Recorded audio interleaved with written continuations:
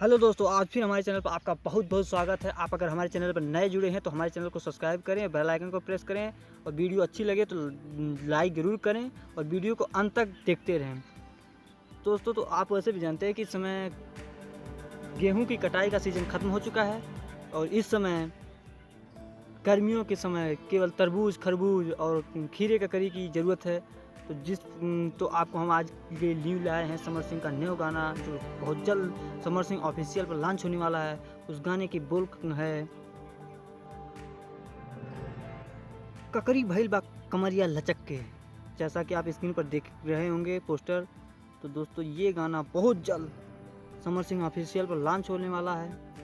तो आपको बता दें कि इस गाने का जो गीतकार हैं वो हैं आलोक कुमार, जो हर बार समर सिंह के साथ रहते हैं। और दोस्तों, इनका संगीत जो दिए ADR आनंद, जो कि ये गाना बहुत ही आकर्षक देखने में लग रहा है। तो आप हमें कमेंट करके बताएं कि आप कितने बड़े फ़ैन हैं समर सिंह के और